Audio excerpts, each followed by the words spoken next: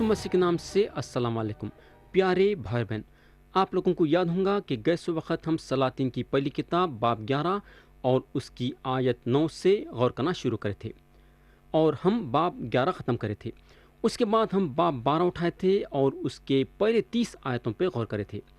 अब हम कलाम में आगे बढ़ेंगे और उठाएंगे बाब 13 और उसकी आयत 1 और 2 पढ़ेंगे।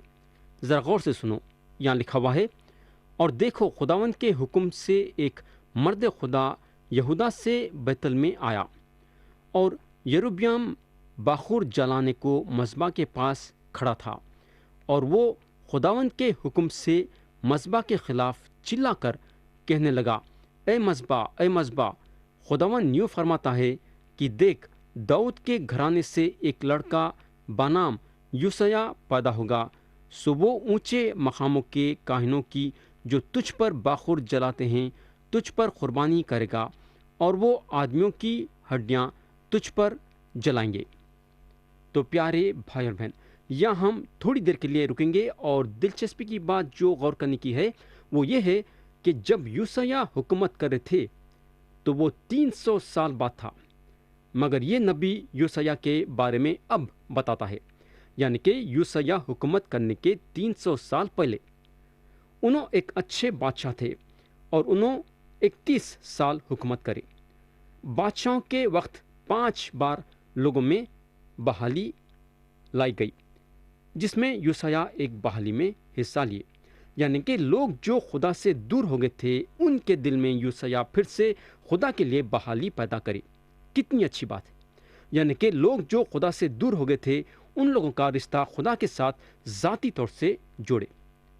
मेरे भाई, हमारे लिए कितना ज़रूरी है कि जब लोग खुदा से दूर हो जाते हैं तो उनको पकड़ना और उनको खुदा के बारे में बताना और उनके ज़िंदगी में जो है बहाली लाना, ताकि वो खुदा के पास वापस आए और अपनी ज़िंदगी पूरी तरह से खुदा के हवाले करें। और यहाँ जो है हम ये बहाली तारीख़ के किताब में देखेंगे। ये बहालियाँ सलातीन के किताब में दर्ज नहीं हैं, बल्कि तारीख़ के किताब में दर्ज हैं।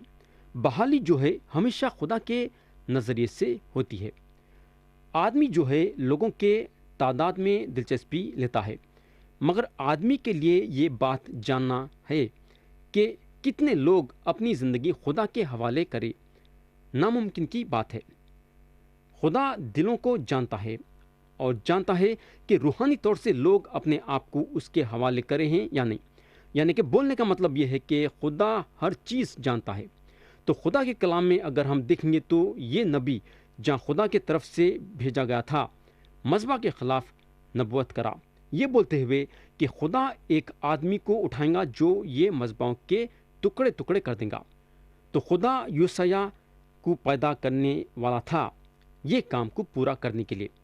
आयत 3 और 4 में लिखा हुआ है, ज़रा गौर से सुनो, और उसने उसी दिन एक निशान दिया और कहा, वो निशान जो खुदावन ने बताया है यह है कि देखो, मज़बा फट जाएगा और वो राख जो उस पर है गिर जाएगी। और ऐसा हुआ कि जब बादशाह ने उस मर्द खुदा का कलाम जो उसने बैतल में मज़बा के ख़िलाफ़ चिल्ला कर कहा था सुना, तो यरूब्याम ने मज़बा पर से अपना हाथ लंबा किया और कहा कि उसे पकड़ लो, और उसका वो हाथ जो उसने उसकी तरफ बढ़ाया था खुश्क हो गया, ऐसा कि वो उसे फिर अपनी तरफ खींच ना सका। तो प्यारे भाई और बहन, बादशाह यरूब्याम मज़बा के पास थे जब खुदा का नबी ये नबूवत करा। बादशाह उस वक़्त सोने के बछड़े के लिए कुर्बानी चढ़ा रहा था। तो जब खुदा का नबी बात ख़त्म कर चुका तो यरूब्याम नबी के तरफ अपना हाथ उठाए। हकीकत यह है कि बादशाह यरूब्याम ये बोले थे, उसे पकड़ लो, उसको कत्ल करना ज़रूरी है।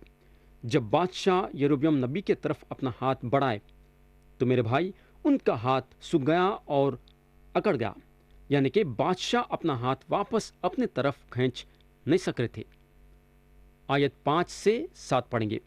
यहाँ लिखा हुआ है, और उस निशान के मुताबिक जो उस मर्द खुदा ने खुदावन के हुक्म से दिया था, वो मज़बा भी फट गया और राख मज़बा पर से गिर गई। तब बादशाह ने उस मर्द खुदा से कहा कि अब खुदावन अपने खुदा से इल्तिजा कर और मेरे लिए दुआ मांग تاکہ میرا ہاتھ میرے لیے پھر بحال ہو جائے۔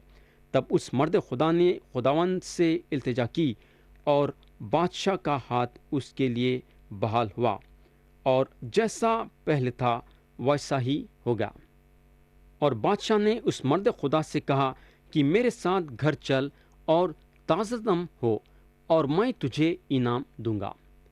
تو یہاں یروبیام اپنا لہجہ بدلتے ہیں اور نبی سے عاجزی کرتے ہیں کہ ان کے لیے خدا سے دعا کرو تاکہ خدا ان کے ہاتھ کو اچھا کر دے ویسا۔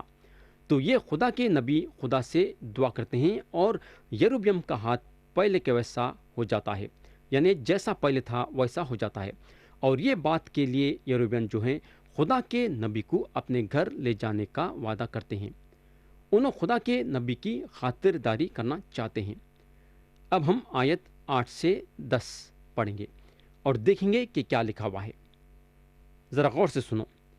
یہاں لکھا ہوا ہے، اس مرد خدا نے بادشاہ کو جواب دیا کہ اگر تو اپنا آدھا گھر بھی مجھے دے تو بھی میں تیرے ساتھ نہیں جانے کا، اور نہ میں اس جگہ روٹی کھاؤں اور نہ پانی پیوں، کیونکہ خداوند کا حکم مجھے تاکید کے ساتھ یہ ہوا ہے کہ تو نہ روٹی کھانا نہ پانی پینا، نہ اس راہ سے لوٹنا جس سے تو جائے۔ سو وہ دوسرے راستے سے گیا اور جس راہ سے بیتل میں آیا تھا اس سے نہ لوٹا۔ تو پیارے بھائی بہن، خدا کے نبی بدکاری اور بت پرستی کے ساتھ سمجھوتا کرنا نہیں چاہتے تھے، مگر آگے آیتیں ہم کو یہ بتاتی ہیں کہ خدا کے نبی دوسرے نبی کے ذریعے سے دھوکا کھا جاتے ہیں اور خدا کے حکم کے خلاف جا کے اپنی زندگی برباد کر لیتے ہیں، یعنی کہ خدا کے حکم کے خلاف جانے سے ان کی موت ہو جاتی ہے۔ حالانکہ خدا کے نبی بادشاہ یروبیام کے ساتھ سمجھوتا کرنا نہیں چاہتے تھے، مگر یہ دوسرے نبی کے ذریعے سے خدا کے کلام کے ساتھ سمجھوتا کرتے ہیں۔ یہ دوسرا نبی یہ ظاہر کرتا ہے کہ انہیں بھی خدا کا نبی ہے۔ میرے بھائی، جب خدا کی کلیسیا دنیا داری کے چیزوں میں مبتلا ہو جاتی ہے اور خدا کے ساتھ سمجھوتا کرتی ہے تو خدا کے ساتھ اس کا رشتہ ٹوٹ جاتا ہے۔ تو میرے بھائی، ہم کو ذرا سنبھل کے رہنا ہے۔ آج ہم ایسے دنوں میں زندگی گزاریں جو یروبیام کے ویسی ہے، تو ہم خبردار رہنا چاہیے تاکہ ہم خدا کے نبی کے ویسا دھوکا نہ کھا جائے۔ اس ماجرے کے بعد بھی یروبیام اپنی بری راہ سے باز نہ آیا، بلکہ اس نے عوام میں سے اونچے مقاموں کے کاہن ٹھہرائے۔ جس کسی نے چاہا اسے اس نے مخصوص کیا تاکہ اونچے مقاموں کے لیے کاہن ہوں، اور یہ فیل یروبیام کے گھرانے کے لیے اسے کاٹ ڈالنے اور اسے روئے زمین پر سے نیست و نابود کرنے کے لیے گناہ ٹھہرا۔ تو پیارے بھائی اور بہن، جب یروبیام کا ہاتھ سوکھ گیا تھا اور خدا کے نبی کے دعا کرنے سے ٹھیک ہوا، تو یروبیام کا کیا کام تھا؟ آخر ان کا کیا کام تھا؟ یروبیام کا یہ کام تھا کہ خدا کے سامنے اپنے گناہوں کا اقرار کر کے خدا کے خدموں کے ساتھ چلنا۔ مگر یروبیام کی زندگی نہیں بدلی، بلکہ انہوں اور بھی زیادہ شرارت کرنے پہ تل گئے تھے۔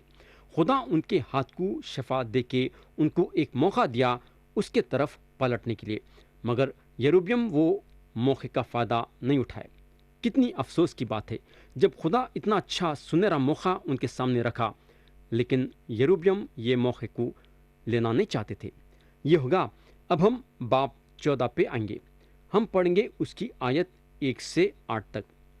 اس وقت یروبیام کا بیٹا ابیا بیمار پڑا، اور یروبیام نے اپنی بیوی سے کہا، ذرا اٹھ کر اپنا بھیس بدل ڈال تاکہ پہچان نہ ہو سکے کہ تو یروبیام کی بیوی ہے، اور سیلا کو چلی جا، دیکھ اخیا نبی وہاں ہے جس نے میری بابت کہا تھا کہ میں اس قوم کا بادشاہ ہوں گا، اور 10 روٹیاں اور پپڑیاں اور شہد کا ایک مرتبان اپنے ساتھ لے اور اس کے پاس جا، وہ تجھے بتائے گا کہ لڑکے کا کیا حال ہوگا۔ سو یروبیام کی بیوی نے ایسا ہی کیا اور اٹھ کر سیلا کو گئی اور اخیا کے گھر پہنچی، پر اخیا کو کچھ نظر نہیں آتا تھا کیونکہ بڑھاپے کے سبب سے اس کی آنکھیں رہ گئی تھی، اور خداوند نے اخیا سے کہا، دیکھ یروبیام کی بیوی تجھ سے اپنے بیٹے کی بابت پوچھنے آ رہی ہے کیونکہ وہ بیمار ہے، سو تو اسے یوں یوں کہنا، کیونکہ جب وہ اندر آئے گی تو اپنے آپ کو دوسری عورت بنائے گی۔ اور جیسے ہی وہ دروازے سے اندر آئی اور اخیا نے اس کے پاؤں کی آہٹ سنی تو اس نے اس سے کہا، اے یروبیام کی بیوی، اندر آ، تو کیوں اپنے کو دوسری بناتی ہے؟ کیونکہ میں تو تیرے ہی پاس سخت پیغام کے ساتھ بھیجا گیا ہوں۔ سو جا کر یروبیام سے کہے، خداوند اسرائیل کا خدا یوں فرماتا ہے، حالانکہ میں نے تجھے لوگوں میں سے لے کر سرفراز کیا اور اپنی قوم اسرائیل پر تجھے بادشاہ بنایا اور داؤد کے گھرانے سے سلطنت چھین لی اور تجھے دی، تو بھی تو میرے بندے داؤد کی مانند نہ ہوا، جس نے میرے حکم ماننے اور اپنے سارے دل سے میری پیروی کی تاکہ فقط وہی کرے جو میری نظر میں ٹھیک تھا۔ یہاں اگر ہم دیکھیں گے تو یروبیام نبی کے ذریعے سے اپنے بچے کا حال خدا کے طرف سے جاننا چاہتے تھے، مگر خدا کے طرف پلٹنا نہیں چاہتے تھے۔ یروبیام کی یہ بہت بڑی کمزوری تھی کہ انہوں خدا کے طرف رجوع ہونا نہیں چاہتے تھے، لیکن خدا کے طرف سے جاننا چاہتے تھے کہ آخر خدا ان کے بیٹے کے ساتھ کیا کرے گا۔ کتنی افسوس کی بات ہے، خدا کی عدالت یروبیام پہ تھی اور خدا ان کے بچے کو اٹھا لیا۔ تو یہاں ہم ختم کریں گے باب 14 اور اب ہم اٹھائیں گے باب 15 اور پڑھیں گے اس کی آیت 1 اور 2۔ لکھا ہوا ہے، اور نابات کے بیٹے یروبیام کی سلطنت کے 18ویں سال سے ابیام یہودا پر سلطنت کرنے لگا۔ اس نے یروشلم میں 3 سال بادشاہی کی۔ اس کی ماں کا نام ماکا تھا جو ابسلام کی بیٹی تھی۔ پیارے بھائی اور بہن، کلام کے یہ سارے حصے میں آپ ایک دلچسپی کی بات دیکھیں گے۔ ہر بار جب ایک بادشاہ کا نام دیا جاتا ہے تو کلام اس کے ماں کا نام بھی بتاتا ہے۔ یہ ایک عجیب سی بات ہے۔ ہم کو عام طور سے یہ بتایا گیا ہے کہ آدمی کا باپ کون ہے، اور یہاں ہم دیکھتے ہیں کہ ماں کا نام لیا گیا ہے۔ کیوں؟ کیونکہ ماں کی ایک بہت بڑی ذمہ داری تھی اپنے بچے کی تربیت کرنے کے لیے۔ اگر ایک اچھا بادشاہ تھا تو بادشاہ کو اچھا بنانے والی ماں تھی۔ پیارے بھائی بہن، آج بھی ماں کی یہ ایک بہت بڑی ذمہ داری ہے کہ بچوں کو صحیح تربیت کرنا۔ آج بھی میں بولوں گا، مایوں کا گھر میں رہ کے بچوں کی تربیت کرنا بہت ہی ضروری ہے، لیکن مایاں جو ہیں ادھر ادھر جا کے کام کرتے اور اپنا وقت گزارتے، لیکن بچوں کے لیے اپنا وقت دینا نہیں چاہتے، جس کی وجہ سے آج بچے بگڑ جا رہے ہیں۔ اگر ماں بھی کام پہ چلے جاتی ہے اور باپ بھی چلے جاتا ہے تو بچوں کا کباڑا ہو جاتا ہے۔ مایاں جتنا بچوں کے ساتھ وقت نکالنا، بچوں کی اچھی تربیت کریں گی تو بچے اچھے نکلیں گے، ہے نا؟ ماں کے اوپر بہت سارا بوجھ بچوں کا ہے کہ ماں جو ہے بچوں کو آگے لے کے بڑھنا۔ آیت 3 پڑھیں گے، اس نے اپنے باپ کے سب گناہوں میں جو اس نے اس سے پہلے کیے تھے اس کی روش اختیار کی، اور اس کا دل خداوند اپنے خدا کے ساتھ کامل نہ تھا جیسا اس کے باپ داؤد کا دل تھا۔ پیارے بھائی بہن، ابیام اپنے والد کے گناہ کے ساتھ آگے بڑھے۔ انہوں اپنے والد کے نقش قدم پہ چلے۔ ابیام کے والد خدا کے راہوں پہ نہیں چلنے کی وجہ سے ابیام بھی نہیں چل سکے، کیونکہ ابیام اپنے زندگی میں اپنے والد کا مثال لیے۔ ہم کو یہ بھی بتایا گیا ہے کہ ابیام کا دل خداوند اپنے خدا کے ساتھ کامل نہیں تھا جیسا ان کے والد داؤد کا دل تھا۔ تو داؤد یہ بادشاہوں کے لیے ایک عہدہ بنے گئے۔ یہ بات سچ ہے کہ داؤد ایک معمولی انسان تھے، مگر انہوں اپنی زندگی ایسی گزارے کہ خدا کے آنکھوں میں قبول ہو گئے۔ آیت 4 پڑھ گے، باوجود اس کے خداوند اس کے خدا نے داؤد کی خاطر یروشلم میں اسے ایک چراغ دیا، یعنی اس کے بیٹے کو اس کے بعد ٹھہرایا اور یروشلم کو برقرار رکھا۔ داؤد کی جو لکیر ہے جب تک ختم نہیں ہوں گی جب تک کہ یسوع مسیح نہیں آ جاتے ہیں۔ یسوع مسیح داؤد کے تخت پہ بیٹھ کے ساری دنیا کی حکومت کریں گے۔ آیت 5 میں لکھا ہوا ہے، اس لیے کہ داؤد نے وہ کام کیا جو خداوند کی نظر میں ٹھیک تھا، اور اپنی ساری عمر خداوند کے کسی حکم سے باہر نہ ہوا سوائے ہتی یوریا کے معاملے کے۔ اب سوال یہ پیدا ہوتا ہے کہ خدا داؤد کو ایک عہدے کے حیثیت سے کیوں قبول کرا؟ کیونکہ داؤد گناہ کرے بول کے؟ بالکل نہیں، ایسی بات نہیں ہے۔ داؤد کے زندگی میں وہ ایک کالا دھبا تھا، لیکن ہم یہ نہیں بھول جانا کہ انہوں وہ حرکت بتسبا کے ساتھ کرے، مگر اس کے لیے معافی بھی چاہیے۔ داؤد گناہ میں مبتلا نہیں تھے، انہوں وہ انسان تھے جو گناہ سے باہر آتے تھے۔ میرے بھائی، خدا کا فرزند گناہ ضرور کرتا، مگر وہ گناہ سے انہیں باہر آتا ہے۔ یہ شک کی بات نہیں ہے کہ انہوں ایک ایسے انسان تھے جو خدا کے حکم کے مطابق چلتے تھے۔ داؤد کا دل صاف آئینے کے ویسا تھا۔ کیسا؟ آئینے کے ویسا۔ اس لیے خدا ان کو ایک عہدہ دیا۔ میرے بھائی، انہوں خدا کے دل کے مطابق ہیں۔ آیت 6 میں لکھا ہوا ہے، اور رہوبیم اور یروبیم کے درمیان اس کی ساری عمر جنگ رہی۔ تو یہ لوگ آپس میں ایک دوسرے سے جھگڑا کرنے لگے۔ ایک ایسا وقت آیا جہاں بھائی بھائی سے لڑ رہا تھا، اور یہ حالت ہو گئی تھی کہ بادشاہت کمزور ہو گئی تھی۔ آیت 7 اور 8 پڑھیں گے۔ اور ابیام کا باقی حال اور سب کچھ جو اس نے کیا، سو کیا وہ یہودا کے بادشاہوں کی تاریخ کی کتاب میں لکھا نہیں ہے؟ اور ابیام اور یروبیم میں جنگ ہوتی رہی، اور ابیام اپنے باپ دادا کے ساتھ سو گیا، اور انہوں نے اسے داؤد کے شہر میں دفن کیا، اور اس کا بیٹا آسا اس کی جگہ بادشاہ ہوا۔ تو ابیام اپنے حکومت کے وقت کچھ خاص کام نہیں کری، جو بھی کرے بدکاری کا کام کرے۔ انہوں ایک خراب بادشاہ تھے۔ تو ابیام کا انتقال ہو گیا، اور اپنے باپ داداؤں کے ساتھ انہوں دفن ہو گئے۔ ابیام کے بیٹے آسا ابیام کی جگہ لیے۔ آسا ایک اچھے اور نیک بادشاہ تھے۔ ہم پڑھیں گے آیت 9 سے 11 تک۔ یہاں لکھا ہوا ہے، اور شاہی اسرائیل یروبیم کے 20ویں سال سے آسا یہودا پر سلطنت کرنے لگا۔ اس نے 41 برس یروشلم میں سلطنت کی۔ اس کی ماں کا نام ماکا تھا، جو ابسلام کی بیٹی تھی، اور آسا نے اپنے باپ داؤد کی طرح وہ کام کیا جو خداوند کی نظر میں ٹھیک تھا۔ تو پیارے بھائی اور بہن، آسا 41 برس سلطنت کرے۔ انہوں کافی لمبے عرصے تک حکومت کرے، یعنی کہ ان کی حکومت کافی لمبی تھی۔ صرف 2 بادشاہاں آسا سے زیادہ حکومت کرے، اور وہ بادشاہ تھے عزیا اور منسی۔ آسا کے ماں کا نام ماکا تھا۔ پیارے بھائی بہن، کیا آپ نہیں سمجھتے کہ یہ ایک دلچسپی کی بات ہے؟ آسا ایک نیک اور اچھے بادشاہ تھے، اور آسا کی تربیت ان کے ماں ماکا کرے، اور ماکا جو ہیں اپنے بیٹے آسا کو خدا کے راہوں میں آگے بڑھائے، اور خدا کے ساتھ چلنے کی ان کی نیک ہدایت کرے۔ اور آسا کا نقش قدم داؤد کے نقش قدم کے ساتھ تھا۔ اب ہم دیکھیں گے کہ آسا کیا کرے۔ آیت 12 پڑھیں گے۔